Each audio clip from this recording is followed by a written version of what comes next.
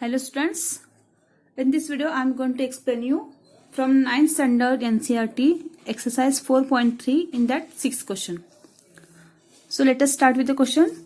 If the work done by a body, so here work done मतलब काम, कोई body मतलब anything, okay.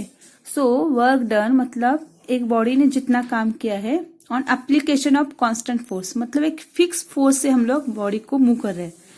तो जितना काम किया है एक कैसे आप मेजर करेंगे. Work done it is measured in terms of it is directly proportional to the distance travel. तो जितना डिस्टेंस ट्रेवल किया है उतना वर्क डन हुआ है. For example let us take, यहाँ पर इनिशियल पॉइंट है और एक यहाँ पर body. Let us take any car और एनीथिंग और you are applying the force, okay, constant for 5 units. So same here, one more car is there and you are applying 5 unit of force with 5, the force will be measured in Newton. तो हमको यहाँ पर इस Newton से कुछ मतलब नहीं है. So only we have to take this 5, okay. तो कितना काम किया है इस बॉडी ने, कितना वर्क हुआ इस कार से, ये कैसे किसके ऊपर डिपेंड होगा, जितना डिस्टेंस. सपोज एक कार 10 किलोमीटर डिस्टेंस कवर करी है और एक कार 5 न्यूटन का हमने फोर्स लगाया, फिर भी क्या हो रहा है 5 किलोमीटर उतना ही गई है. तो वर्क डन एक इसके ऊपर डिपेंड होता है जितना डिस्टेंस ट्रेवल किया है. तो यहाँ पर दिया है कि डायरेक्टली प्रोपोर्शनल. तो हम लोग पहले पूरा क्वेश्चन पढ़ेंगे. Express this in the form of an equation. तो यहाँ पर इक्वेशन तैयार करना है in 2 variables and draw the graph of the same by taking the constant force as 5 units. तो यहाँ पर साइंस अप्लाई करने वाले वर्क डन.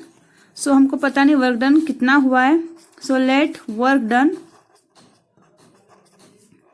तो वर्क डन हम लोग एक्स समझेंगे. अगर आपको चाहिए कुछ दूसरा वेरिएबल चाहिए, लेट अस टेक डब्ल्यू, आप डब्ल्यू भी ले सकते हो. जो आपको वेरिएबल चाहिए आप ले सकते हो. It is not compulsory that you have to take X only. So I will take here work done equals to W. So force यहाँ पर कांस्टेंट है, फोर्स दिया है 5. सो 5 फोर्स यहाँ पर दिया 5 यूनिट्स. तो ये न्यूटन है, SI unit of finding the force. और डिस्टेंस ट्रेवल हमको पता नहीं कितना डिस्टेंस ट्रेवल हो गया. So distance travel usually will measure और we will show in terms of S. So आप डी भी ले सकते हो उसके लिए, नो प्रॉब्लम. डिस्टेंस ट्रेवल मैं डी ले रही हूँ. तो according to given situation work done is directly proportional. So ये डायरेक्ट प्रोपोर्शन का साइन है, ये प्रोपोर्शन का direct proportional to the distance travel. Work done is direct proportional to distance travel. और ये प्रोपोर्शनल का साइन रहता है, वो कन्वर्ट हो जाता है कांस्टेंट में. और यहाँ पर फोर्स कांस्टेंट है, ये फोर्स कांस्टेंट है. सो एफ इंटू डी. सो ये आपने साइंस में पढ़ा होगा. तो फोर्स तो हमको पता है कितना है 5, W equals to 5, force is 5 and D. So this is equation in 2 variable. तो यहाँ पर वेरिएबल कौन सा है, डब्ल्यू एंड डी. अगर आपको इसको रिप्लेस करना है तो रिप्लेस भी कर सकते हो. Let us take let W tends to X and D हम लोग वाई समझेंगे, बिकॉज एक्स एंड वाई हमारे लिए कन्वीनियंट है. और हम लोग और एक बार इक्वेशन लेंगे X equals to 5 into Y. तो यहाँ पर एक हमको लीनियर इक्वेशन 2 वेरिएबल मिल गया है. So the next question is express in this in the form of equation in 2 variables. So that is done. Now draw the graph of same by taking constant for 5 units. तो हमने 5 units लिया है constant force, तो हमको graph draw करना है. So linear equation 2 variable का graph या फिर कोई भी ग्राफ आपको ड्रॉ करना है तो आपको एटलीस्ट 2 पॉइंट्स यहाँ पर निकालना है. x के 2 पॉइंट्स और y के 2 पॉइंट्स. तो यहाँ पर x एंड y कोई भी नंबर आप डाल सकते हो. So let us take x and y. तो हम इसको इक्वेशन 1 मानेंगे. तो मैं पहले x में 0 डाल रही हूँ. अगर वर्क डन 0 है मतलब डिस्टेंस क्या होगा, 0 ट्रेवल क्या होगा. सब कोई भी नंबर आप यहाँ पर डाल सकते हो. अगर आपको चाहिए 7, 8, 9, 10 whatever you want you can put. So I would like to put here x as 1 और you can put y as 1 as per your wish. तो अगर आपको y डालना है तो y भी डाल सकते हो. तो मैं यहाँ पर y डालूंगी. Put y equals to 1. इसका मतलब लेट अस टेक, अगर आपने 1 किलोमीटर डिस्टेंस ट्रेवल किया है तो वर्क डन क्या होगा, यहाँ पर 5 होगा. Isn't it? 5 into 1 is 5. So y equals to 1 equation 1 में डालेंगे. So x equals to 5 into y, x equals to 5 into 1. So x is 5.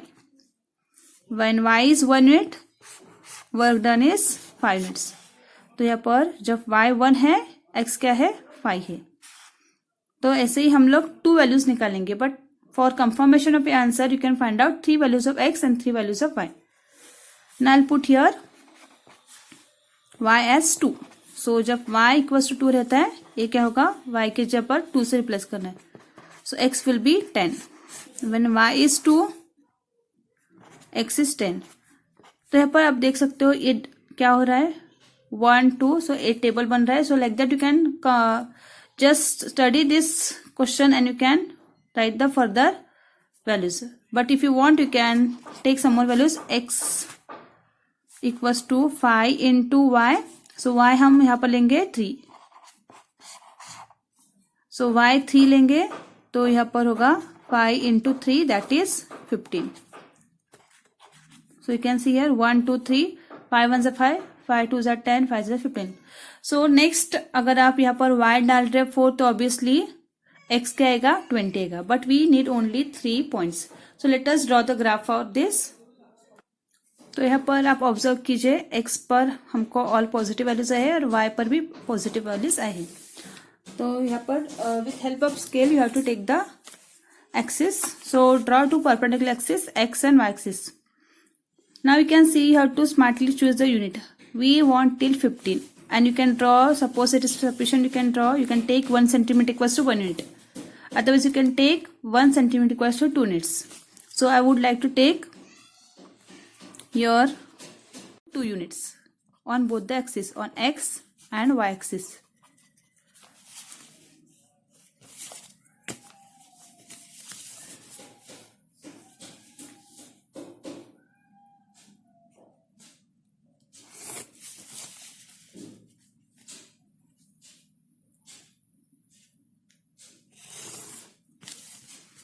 This is 0, this is negative axis, this is positive axis, y and y dash. So 1 centimeter I'll take as 2 units, 4, then here 6, 8, 10, 12, 14 and 16. So here highest number I want is 15. So till 16 I'll take. On positive axis 2, 4, 6, 8. So now draw here coordinate points when x is 5, y is 1.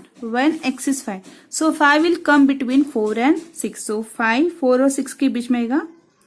This 5 and this 1 you have to intersect here. So this is 5 and 1. Next one is when x is 10, y is 2.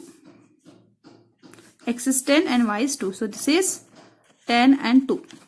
When x is 15, 15 comes here, y is 3.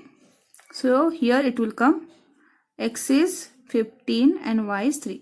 15 and 3. Now join these 3 points. So definitely you will get what? Straight line. So join these 3 points.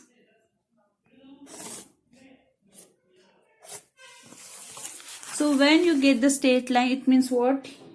Whatever correction you have done, that is correct. Now it is asked, the question is, still it is not completed. Also read from the graph, the work done when distance traveled by the body is 2 units. So distance we are shown with, so distance we have seen here, we are shown the distance with y-axis. Yes, we have replaced the distance with y-axis and the work done with x-axis. When distance is 2 units, when distance traveled by the body is 2 units, we have to find out the work done. So read from the graph, work done when distance is 2 units. So no need to find out from here, no need to put, from the graph only you can find out. When distance is 2 units means what? Y-axis, we are showing this with, this is distance and this is work done. Okay, so when distance is 2 units, just see where it will come. It will come on 10, right? So when distance is, that is y-axis is 2 units, work done is 10 units, isn't it? No need to put in equation and find out. So next, when distance is 0 unit, obviously distance is 0 unit, then what it should come?